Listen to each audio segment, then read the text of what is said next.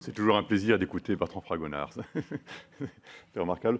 Bon, ceci dit, Bertrand Fragonard a une posture un peu critique sur notre affaire, disant, bon, votre truc, c'est pas mal, dans l'idéal, mais il y a un tas de raisons pour lesquelles ça ne marchera pas. Bon, je ne sais pas, moi je suis un idéaliste, je ne sais pas, je suis un grand démocrate, et je pense qu'un système qui est compréhensible par le citoyen, c'est une jolie vertu quand même. Le fait que ce système soit démocratiquement compréhensible, c'est une vertu pour moi assez majeure. Bon, ça se discute.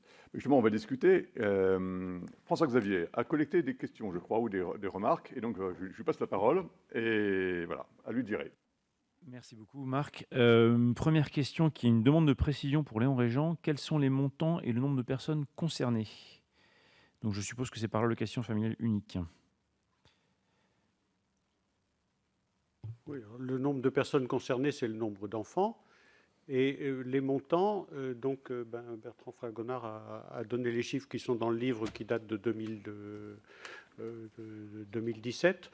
C'est de l'ordre de 165 € jusqu'à 6 ans. Ensuite, 14 ans. Jusqu'à 14 ans. Non, parce qu'on majore à 6 ans. L'ARS est à part.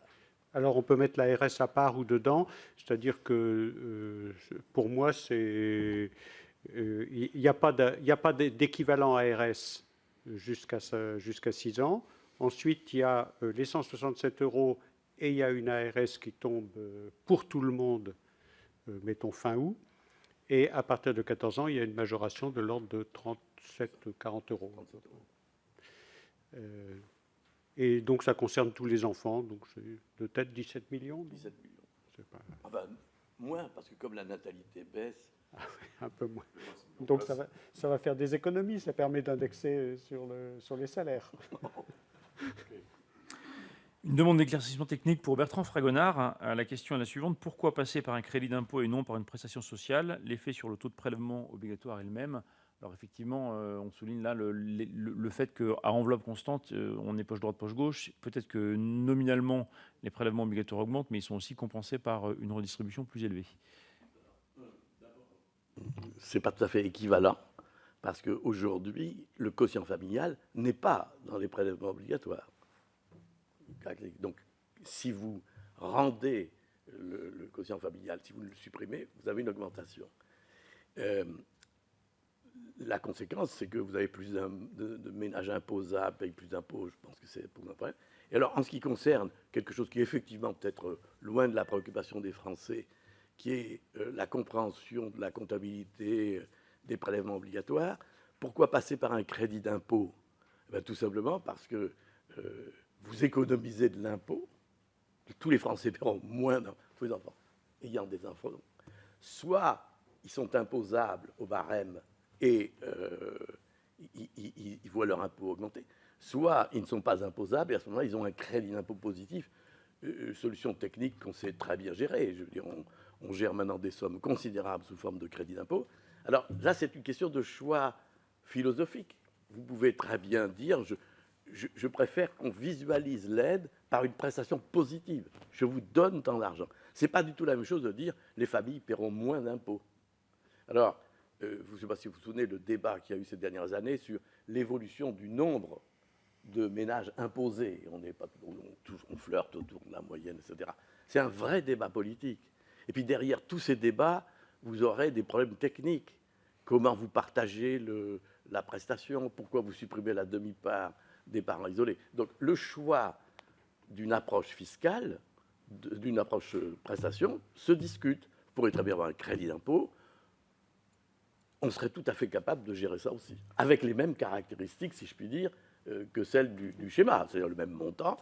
Vous pourriez très bien dire, je diminue les impôts de 167 €, et diminuant les impôts de 167 €, ceux qui payent plus de 167, par définition, ils paieront un peu moins, et ceux qui payaient, vous leur donnerez un crédit d'impôt. Une troisième question pour le dispositif proposé par l'AIR. Pourquoi ne pas tenir compte du rang de l'enfant et du revenu pour l'AFU? Cela semble logique si on croit à l'indicateur du niveau de vie. Est-ce pour se placer dans une logique de consommation et non de revenus? Donc on vient sur la question du rang de l'enfant qui est effectivement sensible. Je ferai 2 remarques par rapport à ce qu'a dit Bertrand Fragonard. La première remarque, c'est que il ne faut pas oublier que toutes les familles passent par la case un enfant, puis 2 enfants, puis 3 enfants, et puis reviennent à la case 2 enfants, un enfant, une fois qu'ils quittent le foyer. Donc l'effet cumulé sur les années est moins grand que si on regarde une seule année. La deuxième chose, c'est qu'on est malheureusement, mais enfin, dans une société avec de plus en plus de familles décomposées, recomposées, compliquées. Et je me demande quel est, pour ces familles, le sens du rang de l'enfant. Alors évidemment, au plan administratif, on trouve sans doute des définitions, mais est-ce que ça correspond à une réalité vécue? Ah oui. Dans une famille recomposée, chaque enfant compte. Si vous avez 2 enfants d'un premier lit et un enfant du second lit, vous avez 3 enfants. Oui, mais ces enfants vivent un peu les uns avec le père, les autres avec la mère, les troisièmes avec le père précédent. Ils ne sont pas dans la même maison, quoi. Ça pose le problème des prestations sous condition d'isolement. Actuellement, par exemple, qu'est-ce qui se passe lorsque les gens se séparent? On fixe une prestation compensatoire, on fixe une pension alimentaire des enfants, on voit ce qui se passe. Et s'agissant des prestations familiales, on a une législation totalement incohérente et baroque du partage des prestations familiales et fiscales. On pourrait remettre de l'ordre, mais on saurait le faire. Pour tout simplement te dire qu'il y avait un problème majeur, tout à fait considérable, et que les gens esquivent, c'est que toutes ces aides aux parents isolés, elles sont attribuées au moment où la personne dit « je suis isolé », à supposer qu'elle soit sincère. Et beaucoup de ces aides, elles disparaissent lorsque vous vous remettez en couple. D'ailleurs, vous avez indiqué un petit peu, s'agissant du mariage, ce qui se passe. Et donc, l'une des grandes difficultés, c'est à partir de quel moment avez-vous un système suffisamment crédible pour que ce soit honnêtement géré? C'est-à-dire, les gens ont recours, premier problème, ils savent qu'on va les aider lorsqu'ils sont isolés, et un problème de sincérité qui est je tirerai pas trop sur la corde et je déclarerai quand je me mets en couple. Donc ces problèmes-là sont des problèmes considérables que vous n'avez pas pu aborder, et pour cause, puisque vous ne traitiez pas de ces sujets, mais c'est des sujets considérables qui roulent sur en gros 20% des familles. Alors c'est vrai que du coup, cette difficulté de savoir qui est en couple et qui ne l'est pas, je rappelle que sur les questionnaires du RSA et de la prime d'activité aujourd'hui, on pose la question, est-ce que vous êtes mis en couple et si oui, quel jour? Est-ce que vous avez arrêté d'être en couple et si oui, quel jour? C'est quand même assez sidérant comme intrusion. Et donc, la manière la plus simple, c'est de faire que notre système fiscal, socio-fiscal, soit individualisé, c'est-à-dire qu'on est en couple, on n'y est pas, l'État réclame ou donne la même chose. Juste un petit point, juste rappeler que sur le nombre d'enfants, donc là vous insistez beaucoup sur la prime au 3e enfant, et quand on regarde un petit peu, quand on interroge les gens, bon, on croise un certain nombre de personnes, il y a quand même une tendance qui se fait actuellement, c'est que beaucoup de gens disent il faut arrêter d'aider les familles nombreuses. Ils disent exactement l'inverse, qui disent on aide le premier, ok, le deuxième, ok, le troisième, là c'est de l'excès, là, il faut arrêter. Donc on a quelque chose qui est assez virulent dans la société, c'est que les gens acceptent de moins en moins les familles nombreuses, voire très nombreuses, qui sont quelque part un peu accusées de tirer les ressources de la planète. Donc il y a un mouvement qui se fait, qui n'est pas du tout celui qu'on a connu les années précédentes. On dit, tiens, on va donner une prime au 3e enfant, parce que comme ça, on aura des soldats pour aller à la guerre. Hein, c'était une vieille histoire. C'est ça l'histoire au départ. Hein. Le 3e enfant, c'était pour avoir les soldats pour aller à la guerre. Aujourd'hui, c'est plus du tout ça. Et je dirais c'est même plutôt l'inverse. Donc c'est pour ça que, à l'ER, nous sommes tout à fait en désaccord avec votre analyse, hein, on en a déjà parlé. Et nous ne voyons aucune raison d'aller favoriser ou défavoriser le rang de l'enfant. Un enfant, c'est un enfant, fin de l'histoire. Que les parents composent et recomposent, c'est une autre histoire, c'est leur affaire. Voilà, l'enfant, c'est un enfant, c'est en point final. Et donc nous ne voyons aucune légitimité à des choses plus compliquées que ça. La réalité sociale n'est pas celle-là. Un enfant ne vaut pas un enfant. C'est ça la politique familiale. Alors on peut être en désaccord avec cette option. Non. Un enfant d'une famille isolée, ne serait-ce que parce que dans beaucoup de situations, on considère que l'échelle des unités de constatation doit tenir compte de l'isolement. Et puis on considère que ce qui compte, c'est aussi le niveau de vie relatif au fur et à mesure que la famille s'accroît.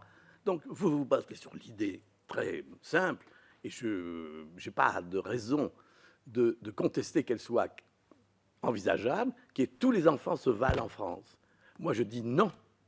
Les enfants, ils sont ce qu'ils sont dans leur famille, compte tenu des caractéristiques de cette famille. Et tout le problème est de savoir quelles caractéristiques vous retenez et à partir de quel moment la prise en compte de ces caractéristiques aboutit à un système tellement baroque, tellement instable, que vous finissez par dire « mettons un peu d'ordre là-dedans ». C'est bien ce que vous souhaitez faire.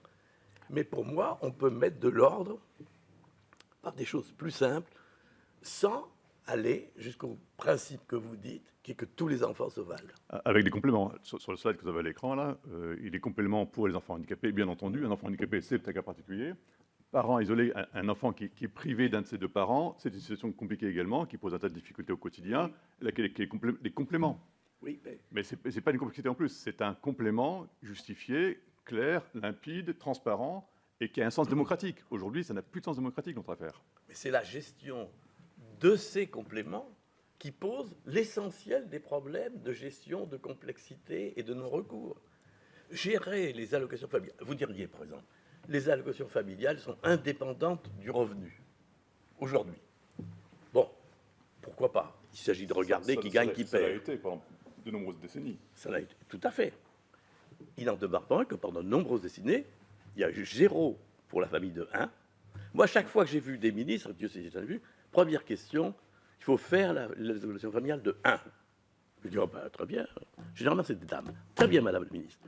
Combien ça coûte, les allocations familiales de 1? Probabilité, c'est que la ministre qui arrive ne sait pas. 3 milliards. 3 milliards si vous donnez la moitié des allocations familiales de 2. C'est-à-dire si vous donnez 60 euros. 60, alors, très bien. Avez-vous 3 milliards pour le faire? Sachant que vous souhaitez développer les crèches, vous considérez que l'allocation de logement est mal indexée, vous voulez faire un effort pour les... Alors, au bout d'un temps, très bien, c'est terminé, et vous n'entendez plus parler de la création des allocations familiales d'un enfant. Je n'ai jamais vu un ministre dépasser un quart d'heure sur ce thème. Alors, bien entendu, dire si j'avais de l'argent, oui, aussi, oui, bien sûr, mais ce n'est pas vrai.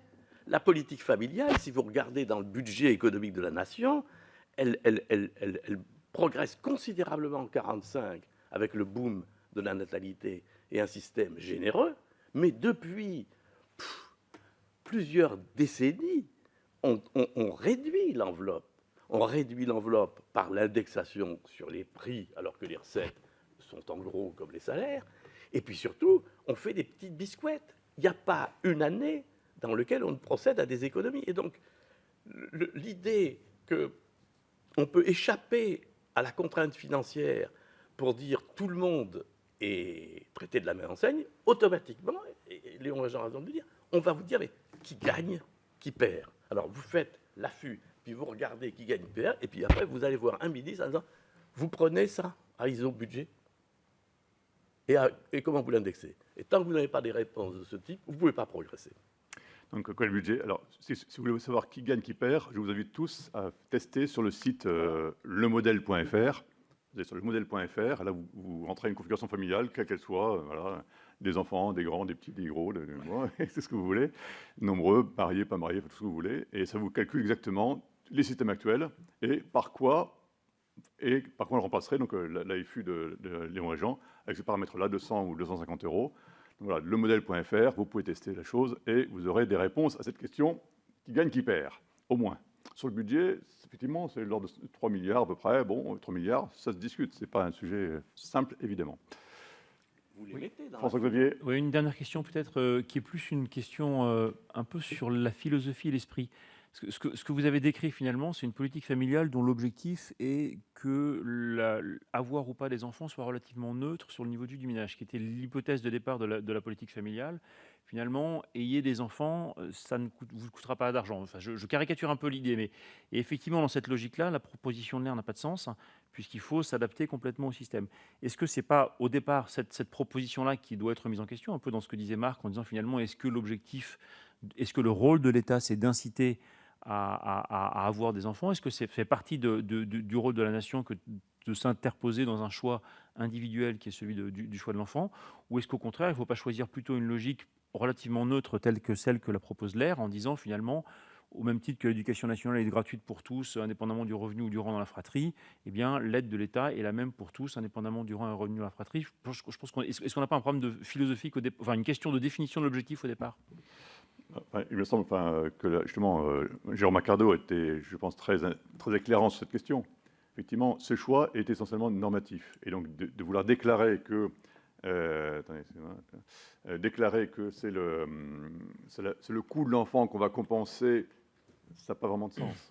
Donc, c'est vraiment un choix politique, donc citoyen. Dans une démocratie, c'est un choix citoyen, que les citoyens puissent dire, OK, on est d'accord, un enfant, c'est tant, fin de l'histoire. Et toute cette complexité, les citoyens n'y comprennent absolument rien. Et quand on comprend les politiques qui ne comprennent rien non plus, c'est quand même dramatique, quoi. Donc nous pensons effectivement qu'il faut à un moment poser les choses de manière articulée, simple, claire, pour que les citoyens puissent dire « Ok, c'est notre choix, nous sommes d'accord avec ça ». Bon, c'est peut-être utopique, hein, je ne sais pas. Hein. L'enjeu majeur pour moi, je rappelle, c'est d'abord de sortir les enfants des minima sociaux pour pouvoir rationaliser les minima sociaux. Et l'objectif d'améliorer ou de simplifier, de rendre plus claire la politique familiale, c'est un deuxième objectif.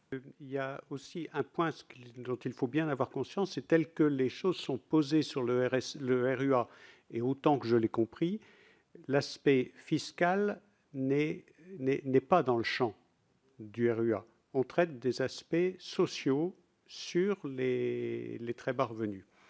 La démarche qui est ici est une démarche où on intègre les aspects sociaux et fiscaux pour avoir une continuité sans effet de seuil sur l'ensemble de l'échelle des revenus. Alors là, ça dépasse bien sûr, parce que la mission du RSA n'est pas définie en intégrant les aspects fiscaux. C'est l'option qui a été retenue à l'origine, c'est-à-dire de dire on a un barème du RMI qui augmente avec la taille de la famille en fonction de règles relativement simples. Tous les revenus sont à l'intérieur, y compris les prestations sociales, et on verse la différentielle. Alors l'ennui vient de ce que on a fichu tellement de contradictions dans l'échelle que c'est incompréhensible. Et là, je le comprends très bien. Par exemple, le forfait logement dont vous avez parlé fait que le barème qu'on a fixé pour augmenter le RMI en fonction de la taille de la famille, il est déjà vérolé avec le forfait logement. Ensuite, on invente toujours des zinzins. Alors, par exemple, tout d'un coup, on a dit ah ben, c'est vraiment pas bon, le RMI, il est trop faible. On va l'augmenter pour les familles de 3. Alors, on a rajouté 0,1 unité de consommation dans le barème. Puis on sort ceci, on rentre cela, etc. Et donc, on a perturbé le principe, pas trop compliqué, de l'origine, d'où le constat que fait Léon Régent, qui est de dire, honnêtement, c'est pas baroque, c'est absurde. Parce que baroque, c'est beau. Alors que l'absurde, ça ne l'est pas. Enfin, ça n'est pas. Et donc, je suis d'accord avec toi, il faut choisir entre j'ai un barème qui définit le revenu complet qu'on garantit, et toutes les ressources sont banalisées à l'intérieur de ce revenu, ou bien on fait comme le suggère Léon Régent, en disant on fixe le RSA ou le RMI pour un célibataire, un couple, et puis après, on ne se préoccupe plus des enfants, puisque les enfants sont tous traités par l'AFU.